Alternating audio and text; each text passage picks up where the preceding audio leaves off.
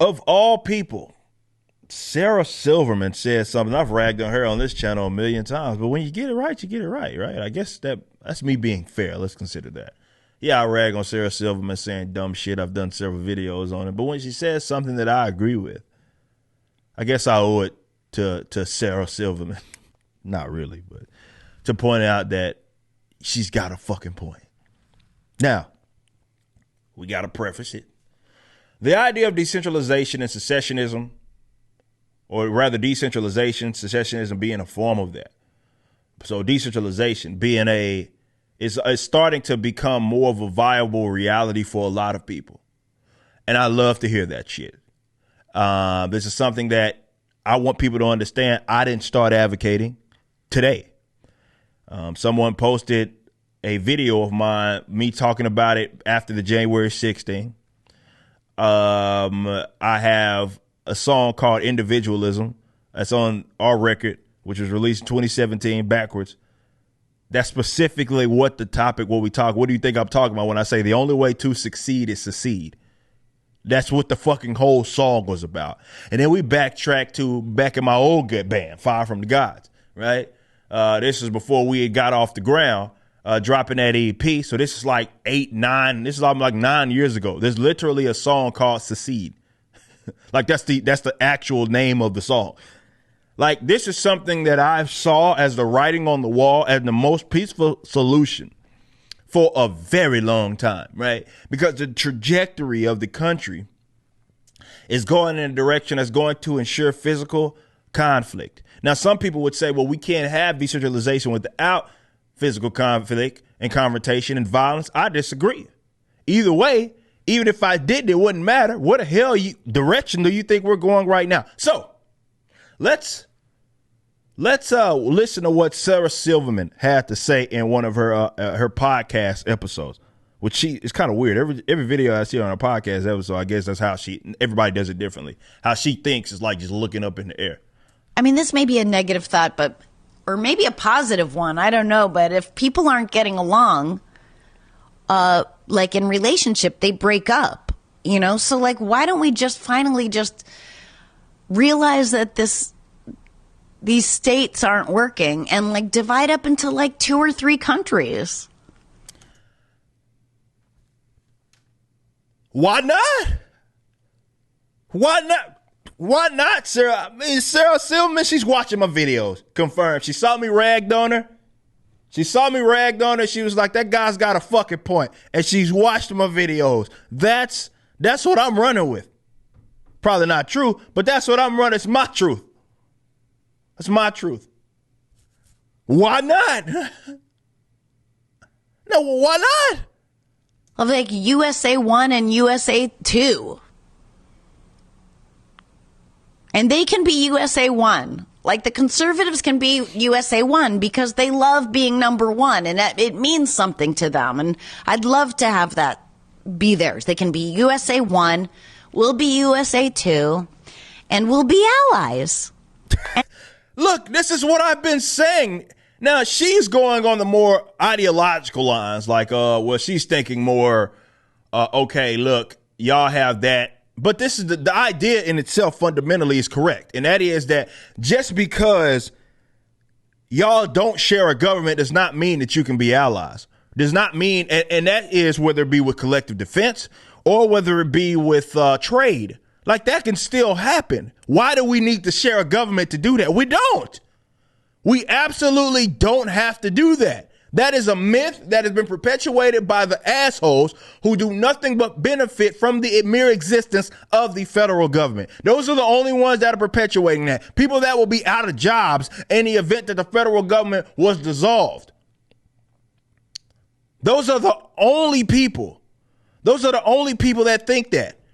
Right? But she's correct. She is correct. Like, yes, you can still, hell, USA is right now is allies with other countries that are other countries. Why the fuck can we not do that with the 50 states that are here?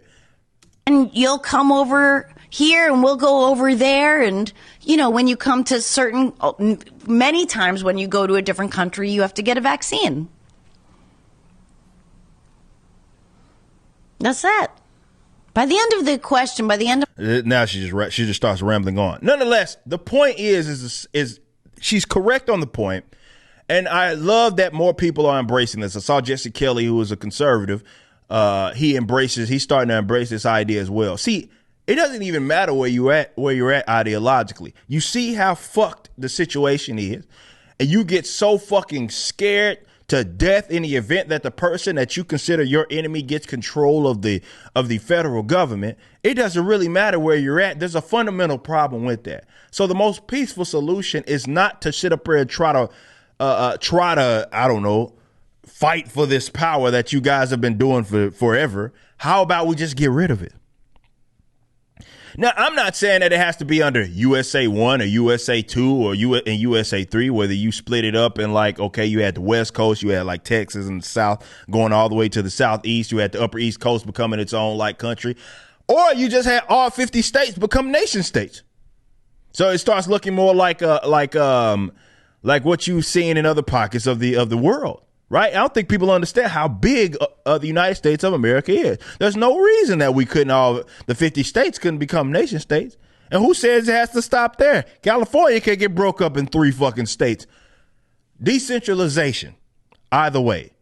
Not only does it increase and probably what would happen out of that, before I make that my next point, probably what would happen to that is something that I believe is very necessary. We talked about it on yesterday's show.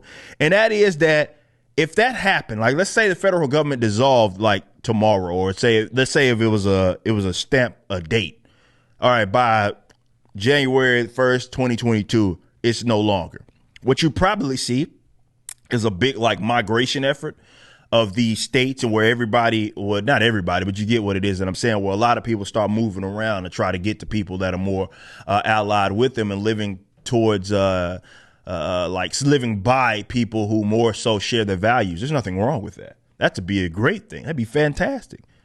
And you see probably a big restructuring of what would be going on. There's nothing wrong with that. I embrace that. I feel like that's necessary. But at minimum, the federal government does not need to rule over 50 states. That is not necessary. Not for defense efforts, not for anything like that. And unfortunately, there's still going to be the neocons, the milquetoast conservatives, who just because Sarah Silverman embraced the idea, what are they going to do? They're going to embrace the opposite, because that's all fucking conservatives do. The milquetoasters do these days. They're just reactionary. So if they take the right position, they'll take the opposite position just for the sake of taking the opposite position. Right? Don't do that. Don't be that guy. Do not be that guy or girl. Peaceful divorce. It's what I've been advocating for the better part of the last decade. It's necessary. It's the most peaceful solution.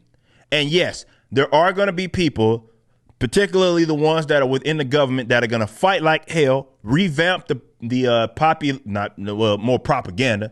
They'll crank it up, because they benefit the most from it. That's going to be people that are politicians, aspiring politicians, federal government politicians, and the academics, the people who get most of their money from. Now, a lot of folks sit up here and like, oh, well, Mississippi wouldn't be able to exist. Yes, they would. You don't think there's, they get all their money from the federal government. Look, you crackhead ass little boy. The federal government is not a producer.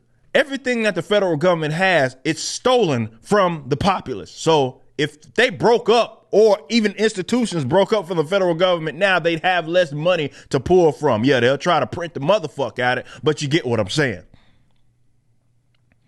This would be a fantastic thing, right? There's plenty of countries poorer than Mississippi. Yet they exist as their own countries. They just don't want to allow it to happen. That's all. I'm glad more people are embracing it. I hope more people continue to embrace it and see the writing on the wall. And what happens and what you have to do to concede that and actually embrace that is that you have to kind of, it's an unlearning kind of thing, right? Because everything, and this is what government did such a fantastic job for generations, because a lot of conservatives believe this, where unfortunately they conflate federal government with country. They conflate federal government with